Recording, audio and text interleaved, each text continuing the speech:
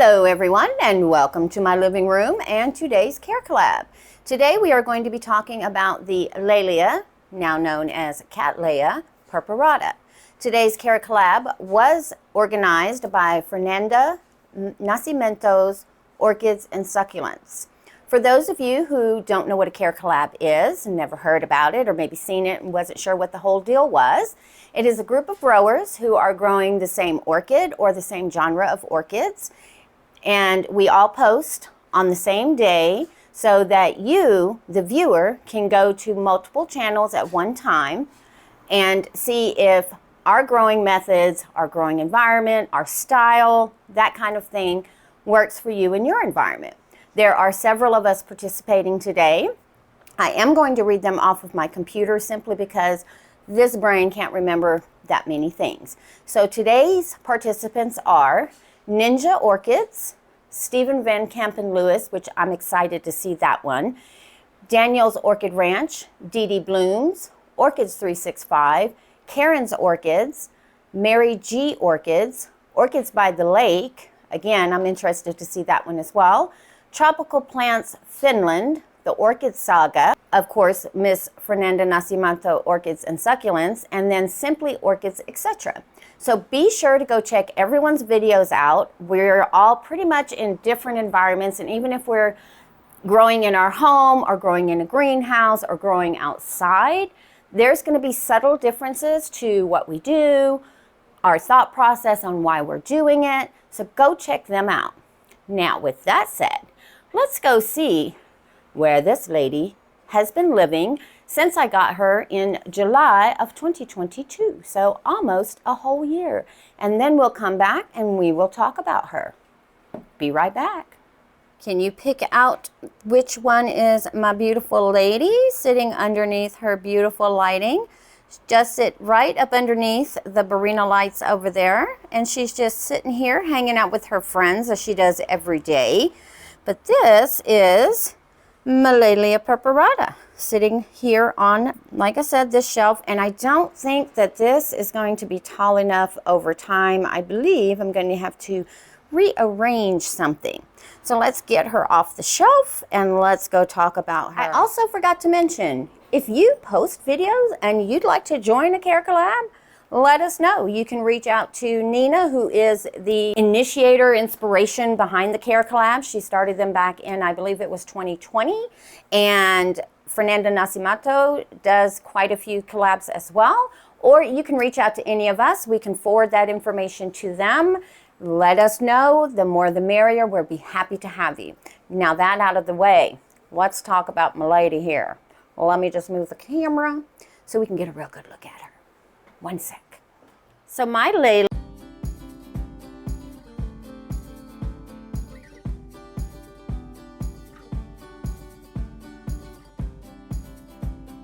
sibling means that it was mixed in with some other seeds, or they can't guarantee that all the seeds that were in the same pot growing with this one were the LAELIA purpurata variation Carina. Whereas if it's crossed back to self, they can guarantee that all the seeds that were in that particular pot growing together are all from the same seed pod.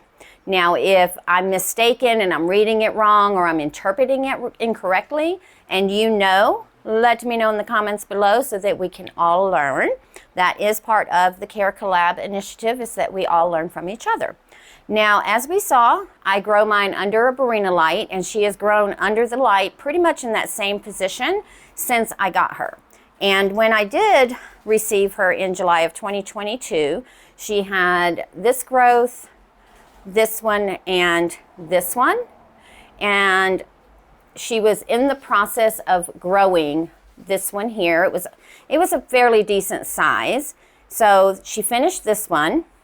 And then last year in 2022, she also started this one, kind of finished it over the winter, and then started this growth here. As you can see, well, you can barely see. Let's see if we can tip you without tipping you out. There we go. There's the top of that one. And she's just started opening this leaf here. She's probably another growth or two away from blooming. However, she has started to really settle in, and I believe is going to be pretty vigorous considering she has already grown 2 growths and then this 3rd one in a year, because July is right around the corner, guys. So she is potted in large bark and large perlite pieces, and I water her probably about every 4 to 5 days. In the winter time, she was only getting watered probably about once a week, just because she was growing. She just wasn't growing quickly. As soon as I saw this new growth shooting, though, I did increase the watering as well as the fertilizer. So the way I fertilize her is she gets anywhere from 150 in the winter if she's doing something. If she's not doing anything, or if any of my orchids aren't doing anything, they don't get fertilizer at all. But if she's doing something, whether it be working on a new growth, working on roots, she's doing something, minimum 150 parts per million, I do use the MSU fertilizer. And now that she is kicking off growth with active root tips, she does have some roots here. They don't have active root tips, but they do absorb water. When I run water through, these are absorbing. She gets right now anywhere between 250 and 300 parts per million. Depends on if I'm watering something else that's getting a higher ppm than she does. But generally, the minimum she gets is 250 during the grow season. I usually leave my windows open during the active growing season, so the temperature can vary quite a bit, between 75 degrees up to 85. If I have my windows open, there's always a nice breeze. The humidity also can fluctuate during the growing season, again, if I keep my windows open. If it's raining outside, of course, humidity inside is going to rise. A couple of weeks ago, we had rain practically the entire month of June. Well, June's almost over, so almost the entire month of June, we had heavy rains. And on the days that we didn't have the heavy rains, we had light rain. With the windows open, my average humidity in my home was around 47–50%, which of course the girls were loving. But if I have my windows closed, even with the air conditioning unit on during the summer, and then in the winter with my heating on, the average humidity in the home is about 30%, maybe 40 on a good day. So I don't worry too much about humidity. Now, these ladies here are native to, I believe, Brazil, and there are different varieties that you can find of these. I'm not sure what Karina would fall under, and I don't know why they reclassified them as cattleyas, because if you do a Google search on what is the difference between LAELIA and cattleya, I'll just read you what Google says, and I'll take a screenshot and kind of put it on the screen as well. It says, LAELIAs are found only in Mexico and parts of South America, I think Brazil, and have been cultivated in their home country since prehistoric times. The flowers are generally more star-shaped than cattleyas, since they have narrowing petals and sepal. Bright, bold color is one thing that LAELIAs are well known for. So if the flowers are so different and distinctive, why are we calling it a cattleya? Probably because it can take a lot of the same care as your hybrid cattleyas. I do like that wet dry cycle. I probably let mine dry out more than it should, because sometimes in my head, I'm like, I'm going to get home, I'm going to water this shelf, because this shelf right here is the one that she sits on. And then, you know, you get home, you've been working all day and you're tired. So they are definitely drought tolerant. And I have not had a bloom yet, but I'm sure there's going to be a bloom for someone's orchid, or maybe even multiples. I don't know. I haven't been told. So I'm going to go look at everybody else's. I want to see some blooms. And I believe that Fernanda has the same purpurata I do. I think she may have more than one. I definitely would like to get more. However, these girls can get really, really tall in the leaf, as well as their spikes can get to be super tall. There are a couple of people that I've seen their purpuratas, and they've got the pot sitting on the floor, and the spike is almost to the ceiling. So not sure if we will reach that in our home condition, but I'm going to wait and see how this one does, and if I can accommodate another one, I would love to get another one.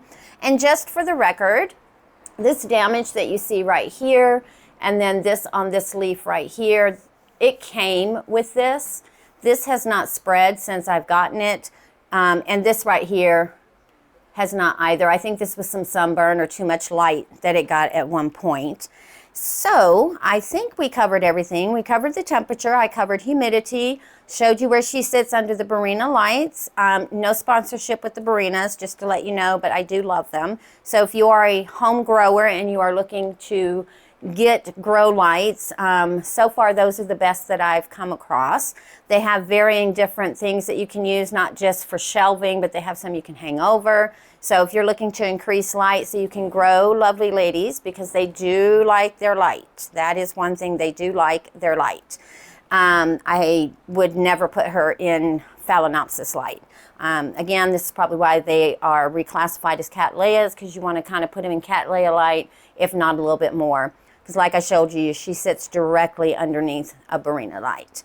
And then temperature, fertilizer, what I have her in, and I'll probably leave her in here for one more growth. I think she's got room for one more, and then I may end up having to up pot her. I wouldn't have to repot her because this large bark is still really good. And generally for my wet dry cycle ladies, I usually will repot them every 3 years as opposed to every 2 years, simply because I don't water them as much, so the media doesn't break down as quickly, if that makes sense. So everyone, go check out everybody else. If my growing conditions aren't really syncing with what you do in your home or in your growing environment, I'm sure there's someone in the list below in the description that is in this CARECOLLAB that has something that you can use. And go check out those purpuratas.